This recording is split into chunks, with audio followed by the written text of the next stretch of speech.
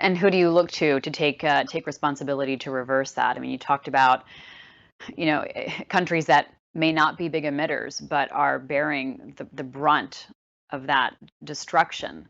Who do you look to really take charge of this? Well, our own leaders have to take a stand and they have to implement what they said, just as Jane mentioned earlier. Our president, Uhuru Kenyatta, has been at the forefront of African nations speaking about the unsustainability of development, whether it's agricultural development, water exploitation, or industrial development, which is happening across the continent as our countries try to become more modernized. So our leadership needs to walk the talk, there's no question.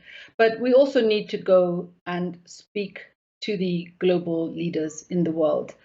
I think that the COP26 is going to be a very, very important moment, and I hope that I can be there to speak to the world leaders about this issue.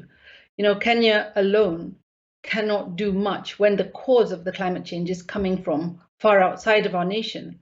We need help, as do all African countries. And if we don't take the actions, if we don't get the support we need, we stand to lose. It's not just iconic species. We stand to lose entire ecosystems and habitats, and we will have a level of impoverishment and suffering that will have never been seen before. We will see economic refugees flooding out of the African continent.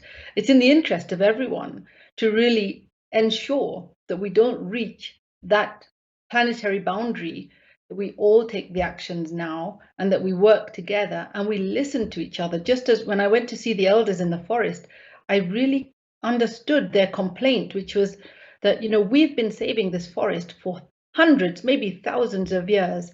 And you top big scientists, you come here and try to tell us things that we already know. We know far more than you. It's just that we don't know it in the same form of science. And I feel the same way. African countries need to have the confidence to stand up and speak out. And the rest of the world really has to start listening and has to start acting more responsibly, because there's no country that doesn't depend on other countries. We are all affecting each